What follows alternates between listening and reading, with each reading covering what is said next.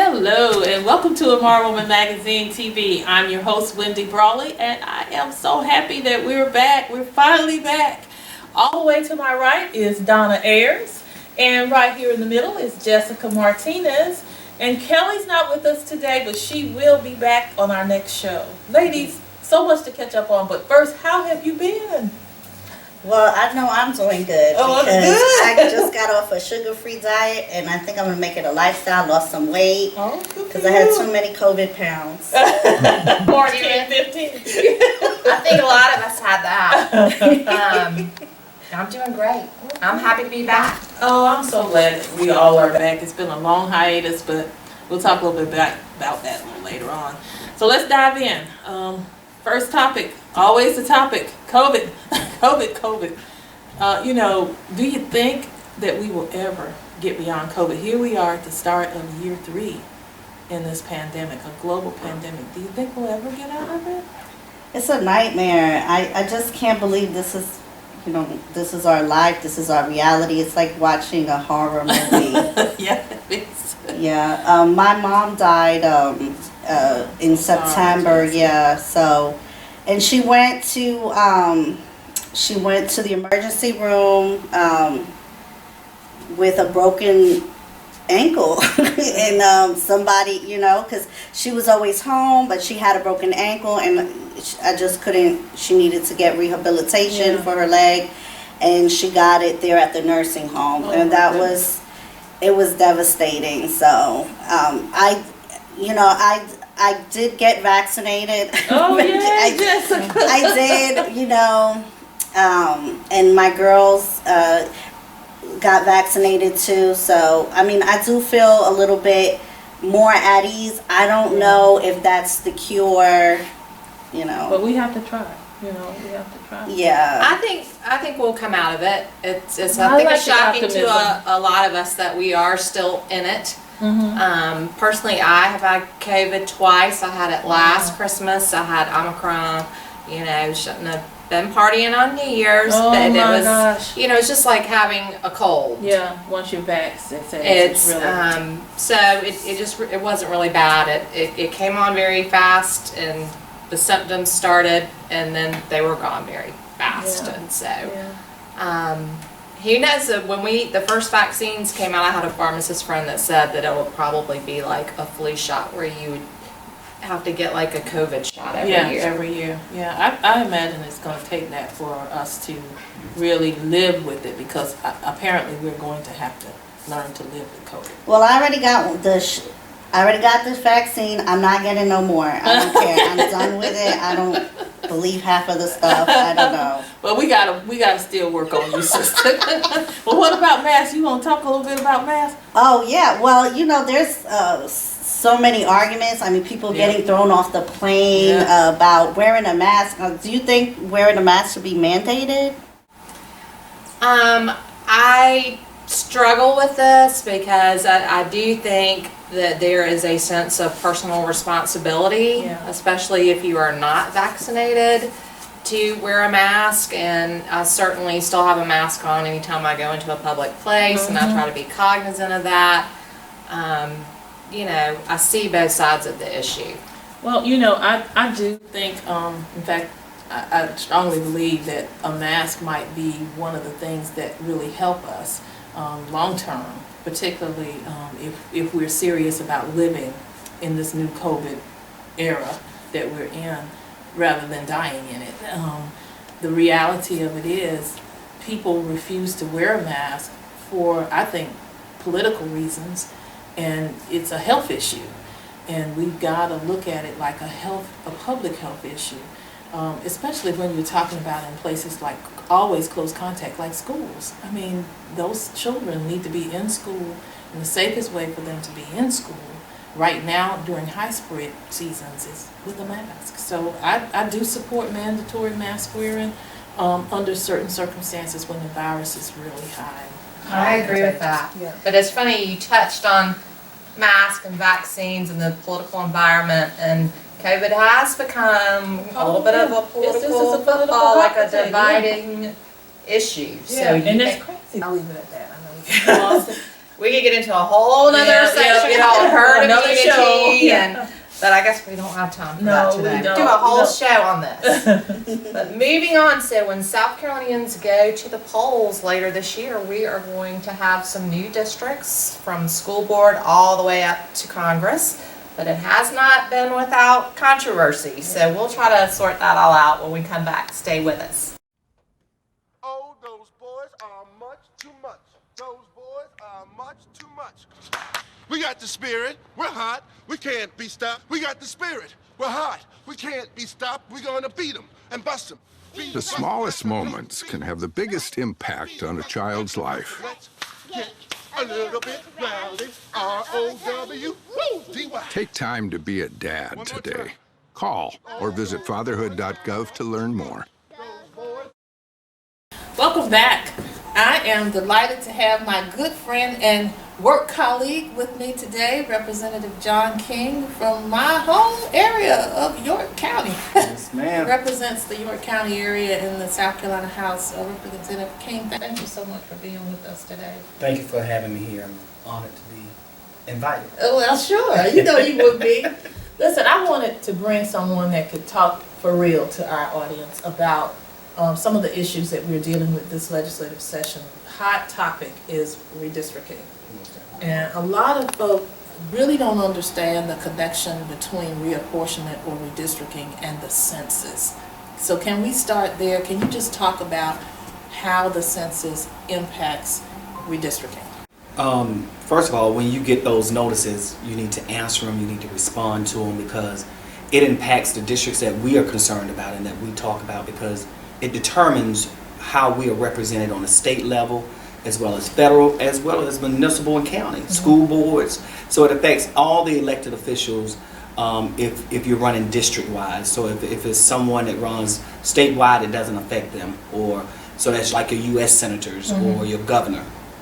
But more importantly, it matters because it's funding that we may lose or we may get in our districts just by answering the census. And so it affects our entire life, because if we elect the wrong people or we don't have the right number of folk in a particular district, it affects who we can elect. I think a lot of people really didn't make that connection. And then on top of it, we had COVID going on. Correct. And there were very little accommodations. In fact, they cut it short. So having said all of that, and now we're in the process of actually deciding what those lines look like in South Carolina especially. Talk a little bit about the fact that in the House and in the Senate, how the lines get drawn. Well, let me say this, Representative Brawley. The lines have been drawn, and they were drawn before they were drawn. And census matters. It's important because if we're able to gain more seats with people who look like us, then we will have a bigger and larger impact on the drawing of the lines. This redistricting cycle, we stand as black folk in this state to at least lose 3 to 4 seats that we currently have, where they have combined districts or they have just eliminated them. So it's important that we understand the process. The process is governed by the elected body of the General Assembly. We determine how those lines are drawn. And I'm very careful, let me back up and saying we. They determine how those lines are drawn, because we have very little input on how lines are drawn. Or even if we go in and try to draw lines, they circumvent that by changing the rules or just drawing us completely out if you're outspoken. And so that's why it's important who we elect. And everybody who looks like us don't always support our cause. That is so true. I have to stop and say, I'm just so proud to serve in the General Assembly with you, because I call you my for real colleague, because you do keep it honest and for real. And I think this platform gives us a chance to share that information with the communities that watch our show and read the magazine. A lot of them had no idea that we were going to lose 3 seats automatically as a result of the redistricting. Let's switch gears a little bit, because there has been a lawsuit filed by the NAACP and the South Carolina ACLU to try to make certain that, first it was a process lawsuit. They were concerned about how long it was taking and how they weren't having the meetings and doing the things that they should. And then they said, look, those house districts are gerrymandered, our districts. So how do we get from where we are now? What would the role the courts would play if they have any success in it? So the courts can look at the maps and say that the maps are fine. So they have several options. Okay. The courts can say, well, we don't agree with how you all have drawn these lines. They are gerrymandered lines. You did some cracking and some packing. Cracking is where they go into black communities and literally split them in half so that the strength of the black vote is no longer there. And packing is when they pack us all into one group so that they can circumvent it, so that the other side don't have to listen to the concerns of the African American community. So the court system would look at all of those things, and if they notice that it has been some cracking and packing or gerrymandering, the court system can either draw those lines themselves, or they can send it back to the General Assembly and say, okay, these are the guidelines you need to follow from what the court system is saying you need to follow to ensure that we have fair districts across this state. You mentioned something earlier that I think is important enough for us to kind of go back a bit. You talked about the fact that if we don't succeed in making sure that we fill out the census, we automatically stand the opportunity of losing representation. But you also said that just because we are there sometimes doesn't mean that we got the right people there. So without getting you in too much trouble, I'm going to ask you to tell me a little bit more and share that with our audience, what you mean by that. What I mean by that is that you have black elected officials who, in my own words, are just happy to be there. And what I mean by that is they don't advocate for the needs for the people who have sent them there. You know, I represent a less African American district than some of my colleagues who represent 60 to 70% African American district. Through redistricting, I noticed that I only had like between 42 and 46% African American district, but I am the only voice from York County that is black. And so I have an obligation to speak up for the people in my district or in the county who are black, who will not have a voice through their own elected officials, because they when the lines were drawn, it was cracked to lessen the impact of the African American vote in those districts. So I have an obligation. So what we have here in Columbia is we have black folk who are elected who just don't speak up for our issues across the state, i.e. redistricting.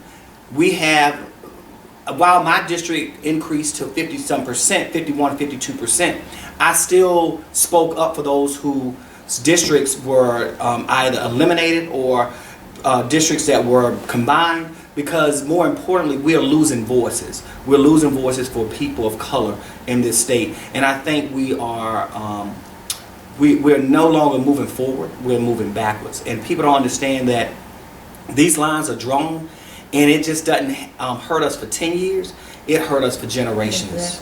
Exactly. And that's a good point. I know the lines were drawn to my disadvantage too. Lower Richland will lose a vote. And that's important for people to understand, that when we have these districts that are combined, that were once singular districts, we lose a vote at the State House, a critical vote at the State House. You have been one of the few legislators who serve now on the House Judiciary Committee who has actually been through redistricting at the county level and at the state level. But yet you observe some things. So talk about that process a little bit. Well, Representative Brawley, I am the senior member on Judiciary. I have the longest tenure in the House of the members on Judiciary. I'm the only member that has gone through a redistricting as a member of the General Assembly, as a member of the House. In the past, the process has been that election laws subcommittee handles redistricting. Because of me being an outspoken voice in the General Assembly, because I protect the votes of black folk in this state, the process was changed, or the rules were changed, to where the election law subcommittee no longer did it, because it would have placed me on the committee to fight for your district and fight for other districts. They went as far as to appoint a whole nother committee that would then handle redistricting. Fast forwarded, they passed their redistricting plan. It made it to the full committee, which they couldn't circumvent me being on that committee. But the chair of the committee was not there. So I'm the first vice chair, and then which means I would then lead that committee. Well, they changed the rule again to keep me from being the chair. So I think the process has been unfair to black legislators and to the black citizens of South Carolina. And I think that the NAACP and others have a leg to stand on in court that says that the process has not been open to the public and been full transparent. And so I think there's a lot of issues with the map. I think that the issue with the map will be noticed, but I think I would like for your audience to know that the issue is not only with the map. The issue is with the quiet folk that look like us over there, who won't say anything and who won't stand up for people whose districts have been combined and where we're losing members. So I think we have a larger concern beyond redistricting, and it's back on the voters as to who they elect. Makes a big difference. It makes a big difference. It makes a big difference. Well, I cannot say enough good things about my friend John King. He is one of the most outspoken and, in my opinion, respected legislators that we have in the General Assembly. I do so thank you for coming. I really do. And I look forward to having you back on the show. I think we need to have this kind of a segment so that people understand what is actually happening at the Capitol. So thank you for coming. Thank you. Well, stay with us. We will be right back. I've always wanted to go to college. That helps you evolve as a person. I just feel like that's my destiny.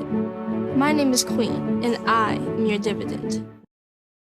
Well, that was some really good and bold information from Representative King. Yeah, it was. Yeah, maybe some of the limitations were due to the pandemic, and many folks weren't probably counted in the census correctly, so maybe that had something to do with it. I don't know. I think it did. I mean, and that was his point, that the census impacts everything. And the fact that we were in the middle of a global pandemic, which should have caused us to do things a little differently, maybe we didn't do them differently enough to reach those populations. You should have answered your door. Yeah, well, that's just it. Yeah. A lot of people didn't get a doorknob. Yeah. They didn't even get a doorknob. Oh, really? No, Yeah. they didn't get a doorknob. in the census. You got a little postcard Yep, to to tell you how to go online. Yeah, and see, in my area, you know, there's a lot of people didn't have access and still don't to the internet. We know that from what we would experience with the kids in school. Yeah. So it really did make a difference in the numbers. Really did. And still some controversies to sort out, as we mentioned at the top of the segment. Yeah. You know, with the House and Senate districts basically in place, but maybe some challenges to the congressional districts. Yeah, and I think, you know, it'll be interesting to see what happens, particularly at the House level, the State House level, because those maps are said to be one of the most gerrymandered maps in the country. Representative King talked about, that I thought was so poignant, he talked about how they departed not only from protocol, but from the rules in terms of how the House went about doing the maps. You know, on its face, you know, they went across the state, they had the hearings across the state, but no one on that committee had ever been a part of redistricting at the state level. Not one of them. Wow. And then the issue about whether or not he was able to assume his rightful role as the first vice chair to become the chair in the absence of the chair. And that didn't happen either. They selected someone else. So I think it laid a pattern that maybe no matter what you say or do, we're going to draw these districts the way we want. And well, let me just say to my fellow Republicans, that was not a good look. No, it really was not. It wasn't. I mean, because the rules at the end of the day, I think most people can accept losing or winning as long as people play by the rules. Yeah. Right. Play by the rules. So we'll see what happens in the court system. But listen, we got to go back a little bit to COVID. We talked about that at the start of the show. And we want to introduce you to what one organization in South Carolina, particularly the Midlands, is doing to keep their employees and their patrons safe. So stay with us. We'll be right back. The Comet gives me a reliable source of transportation It's very convenient to me, and they have wonderful drivers. It's clean and it builds community. It's fun to meet people. It makes me feel like really independent. It's just fun. It's always going to be there and it gets me everywhere I need to go. We try to ride every single day. Comedy is our livelihood. Welcome back. I am so delighted to have with us Pamela Wino-Reed from the Comet. Thank you so much, Pamela, for coming. Thank you, Wendy, for having me here. We are excited to have you back because since the last visit, so much has happened.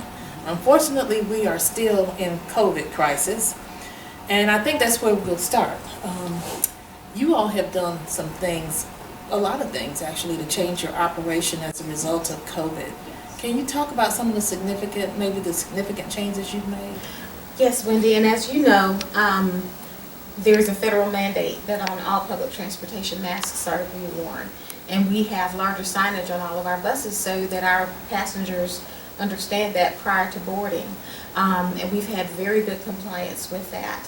We also, in our buildings, have temperature check stations so that whether it's a visitor coming into the building or whether it's a driver or another staff, they can check their temperature, make sure they're good, before going about their daily routine.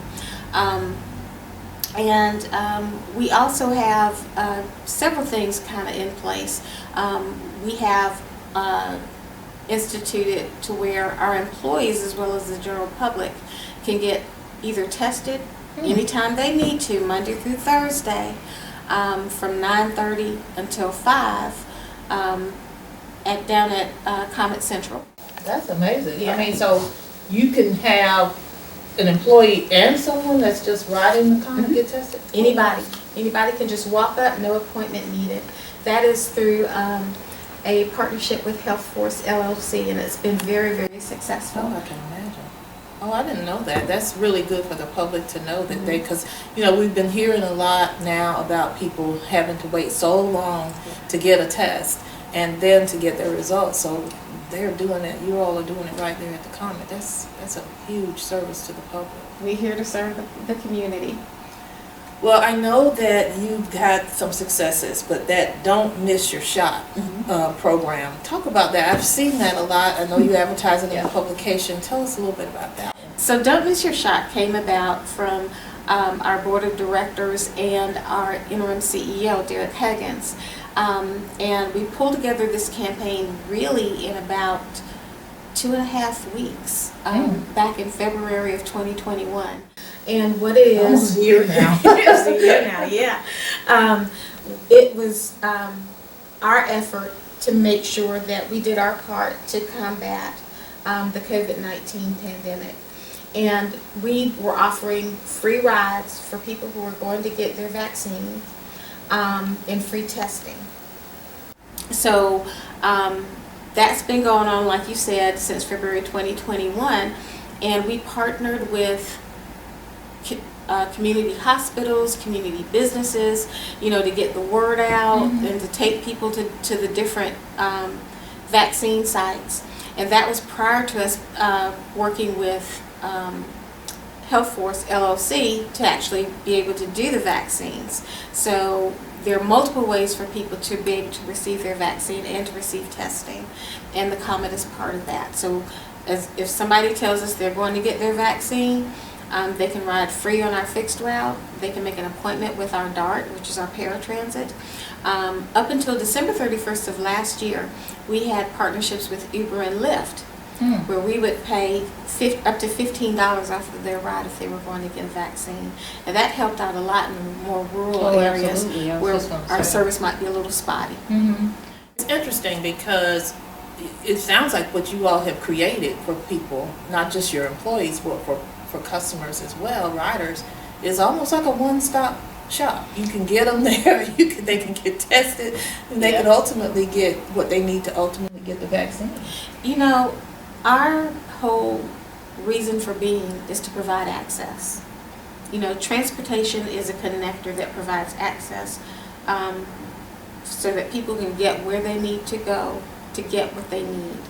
And we see that as just really just part of our mandate of what we're here to do. That is so important because I live in a rural area, and a lot of times people who don't have transportation issues really can't appreciate how dire transportation becomes for people who live in rural communities, because they are so far away from the grocery store, from the pharmacist, from their doctor.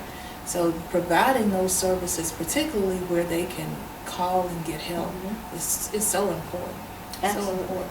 So we're kind of running out of time, but I want to know, and I imagine then that this question is already answered, that your employees are really adapting to the protocols and you haven't had a problem with that. Yes, and you know, I was recently in a national conference with other transit agencies, and they were talking about the adoption of bus operators and staff getting a vaccine. And little old us in Columbia, South Carolina, we had the highest adoption of our people getting vaccines. Right now, we're running more than 85% of our bus operators are fully vaccinated. Oh, that's wonderful. You know, and I think that has a lot to do with our Don't Miss Your Shot campaign, and you know, they see it and hear it just like the public does. And Wendy, I also would like to really kind of toot our own horn a little bit. Since we started the campaign in February of 2021, we have touched and served more than 10,000 people. That's with vaccines, that's with testing, that's with rides, and that's not even fixed route. Wow. So fixed route is a whole lot more than that, but this is just the ones that we have been able to count. Right.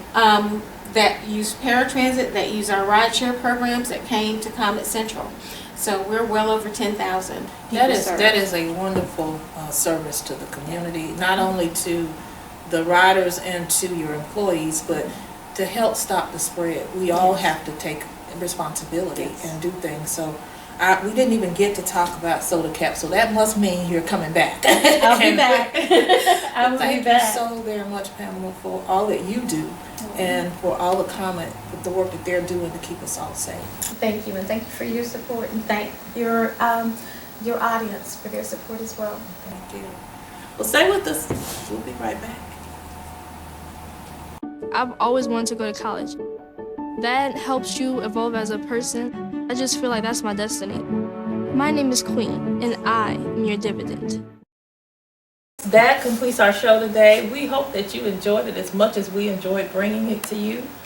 We want to thank you from the bottom of our heart, all of you, for your prayers and text messages and well wishes for IMARA as we combated and came back, trying to come back still from the fire. We really appreciate it, and in a few months, we hope to be back in our own studio. Well, don't forget to like IMARA Woman on Facebook. And follow IMARA Woman Magazine on Twitter. Well, until the next time, peace.